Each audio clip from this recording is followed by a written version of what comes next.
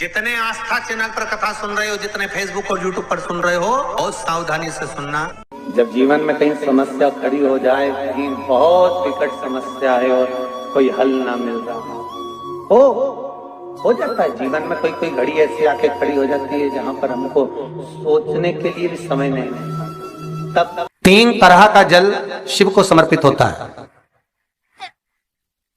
और वो तीनों तरह के जल का अलग अलग भाव है महाराज। पहला जल सादा, घर से पानी लेकर गए, जल लेकर गए, शंकर को चढ़ाया, वो हमने घर का अपना एड्रेस बता दिया, भगवान शिव को जल चढ़ाकर अपने आनंद के लिए शंकर से कुछ प्राप्त कर लिया। दूसरा जल, जल के कलश में थोड़ा सा इत्र डालकर शंकर को जब समर्पित करते हैं तो महाराज घर में अगर कोई व्यक्ति बहुत रोगीला है, बहुत रोगीला, एक शिव महापुराण में, स्कंद पुराण में, नर्मदा पुराण में, भविष्य पुराण में, अग्नि पुराण में, नारद पुराण में, बरहा पुराण में, वामन पुराण में जितनी चीजें लिखी गई है, एक एक प्रैक्टिकल कर देखो तो शिव महापुराण, स्कंद पुराण का यह भाव याद करिए कि 1 लोटे पानी में इत्र मिलाकर, जल में इत्र मिलाकर, बहुत रोगीला व्यक्ति, बहुत बीमार व्यक्ति है, 1 लोटा पानी उसका हाथ का स्पर्श कराकर शंकर को चढ़ाना प्रारंभ कर दीजिए। महाराज केवल 5 या 7 दिन चढ़ाओ और वो 7 दिन के बाद में उस बीमार व्यक्ति का क्रम देखिए कि उसमें कितना आराम लगा है। औषधि दवाई काम करना प्रारंभ करी कि ना करी। केवल इत्र समर्पित, इत्र का जल। तो पहला जल सादा, दूसरा जल है इत्र का, और महाराज तीसरा जल जो शिव महापुराण के अंतर्गत कहा गया है, बेलपत्र का जल। तीसरा जो जल है वो बेलपत्र का जल है। बेलपत्र का जल कैसा? तो महाराज शिव महापुराण की कथा कहती है कि जल के पात्र में एक बेलपत्र अंदर डालकर उस जल के पात्र को ले जाकर शिव को समर्पित करना, अर्थात अपनी मन की कामना भगवान शंकर से कह देना, केवल बेलपत्र के माध्यम। बोलना नहीं है हमको, कुछ हमें कुछ कहना नहीं है। 3 तरह का जल का जो व्याख्यान वर्णन किया गया, एक सादा जल जो भगवान को कहा, आपने अपना एड्रेस बता दिया, आपने अपने मन का भाव बता दिया। इत्र का जो जल चढ़ाया गया वो केवल रोग मुक्ति के लिए चढ़ाया गया। और तीसरा बेलपत्र, अगर उस जल में एक बेलपत्र भी पड़ी हुई है और वो बेलपत्र पड़ा हुआ जल आप जिस भाव से चढ़ा रहे हो, जिस कामना से, अगर तुम्हें लगता है कि मेरी दुख का समय समाप्त नहीं हो रहा, मेरी दुख की घड़ी समाप्त नहीं हो रही, तो जो पेड़ तुम्हारे यहाँ लगाओ, जो पौधा तुम्हारे यहाँ लगाओ, जो वृक्ष तुम्हारे यहाँ लगाओ, जो क्यारा तुम्हारे यहाँ, कुंडी तुम्हारे यहाँ, उसी की मिट्टी को, उसी के पेड़ के नीचे, उसी पौधे के नीचे, उस मिट्टी को थोड़ा सा हाथ से उसको उठाकर एक लिंग की आकृति बना लें। उसमें जलाधारी बनाने की जरूरत नहीं, केवल लिंग की आकृति बनाकर उसी की पूजन वहीं कर पानी चढ़ाकर 15 से 20 मिनट बाद अपना काम करने के बाद उसी को उसी मिट्टी में विसर्जन कर दें, अपनी कामना कर देव अधिदेव महादेव 2 महीने के बाद क्या देगा ये वही जान सकते। पर कथा सुन रहे हो, जितने फेसबुक और यूट्यूब पर सुन रहे हो, बहुत सावधानी से सुनना। सूखे आम के पत्ते जमीन पर गिर जाए। कैसे पत्ते? जब पतझड़ का मौसम आता है तो आम के जो पत्ते नीचे जमीन पर झड़ते हैं, 21 पत्ते इकट्ठे कर उसको आग लगाकर जलाकर भस्म तैयार कर लीजिए। और जिस पुरुष नारी को चर्म रोग हो जाए, चर्म रोग, कहीं खुजली चल रही हो, कहीं दाने पड़ गए हो, कहीं चमड़ी सफेद लाल काली पीली जैसी पड़ गई हो, कहीं दाग हो रहे हो, चर्म रोग, कहीं खुजाल चल रही हो, तो शिव महापुराण की कथा का ये संवाद याद रखिए। लिंगपुर आम के पल्लव को जो वर दिया गया, तो आम के 21 पत्ते इकट्ठे कर उसको आग लगाकर उसकी भस्म तैयार कर शंकर भगवान के शिवलिंग पर शाम के समय प्रदोष काल में चढ़ा दीजिए वो भस्म।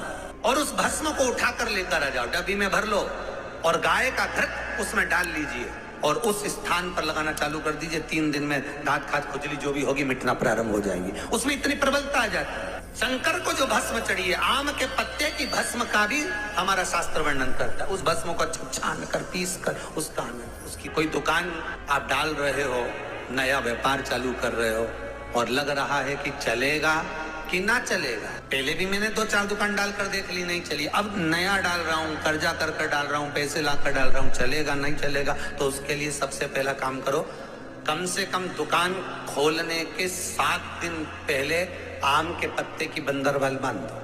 दुकान का मुहूर्त होने के 7 दिन पहले आम के पत्ते की बंदरवाल बांधो और कहीं आम के पत्ते की भस्म मिल जाए, वही भस्म जो आम के पत्ते 21 उठाए सूखे वाले, अलग से तोड़ के मत सुखाना, जो पत्ते नीचे गिरे हों उसको उठाकर सुखाकर, सूखा हुआ जो पत्ता हो उसको जलाकर उसकी भस्म बनाकर उसमें थोड़ा सा चंदन मिलाकर और उसी से सम्मुख में जहां 7 दिन पहले तुमने बंदरबन बांधी है, दुकान खोलने वाले दिन उसी आम के पल्लव की भस्म जो शिव पर चढ़ी थी उसी में चंदन मिला हुआ वो एक स्वस्तिक का निर्माण कर दो। फिर आप अंदर कोई पूजन करो ना करो, आपने कोई अनुष्ठान करा ना करा, यज्ञ पूजन करी ना करी, अगर आप प्रवेश भी कर गए, इतना आपके पास धन नहीं था और आप प्रवेश भी कर गए तो भी घाटे में नहीं जाओगे, व्यापार उन्नति की ओर ही बढ़ेगा, व्यापार बढ़ेगा उसमें।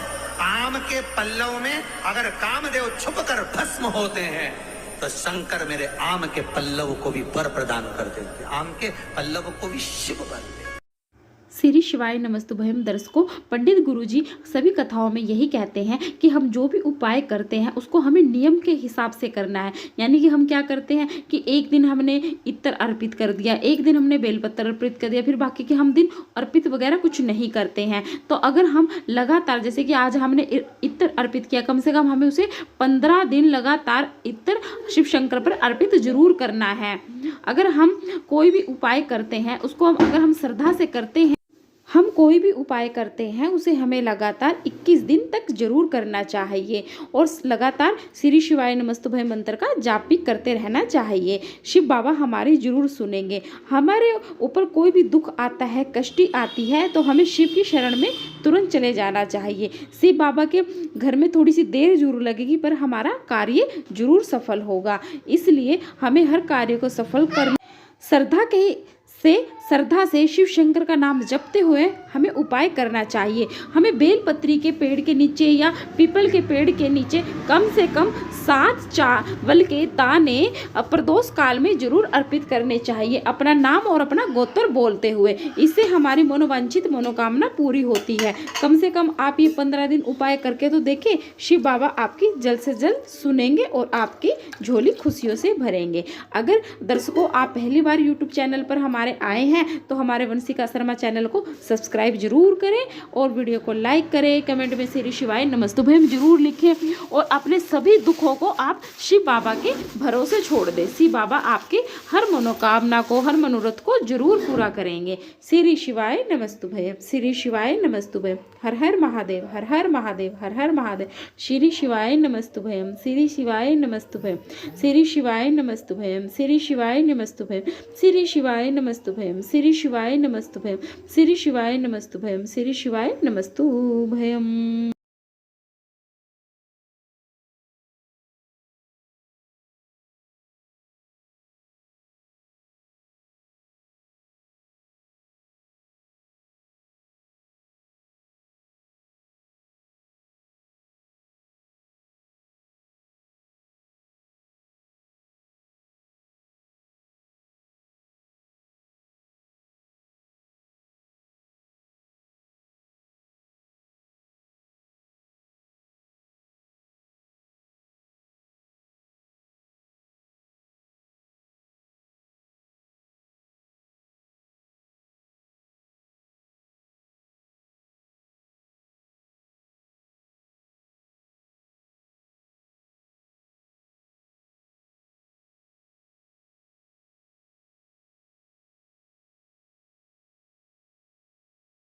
को परेशान नहीं करते हैं। पितर आपकी कुंडली से पितर दोष को एकदम से समाप्त हो जाता है।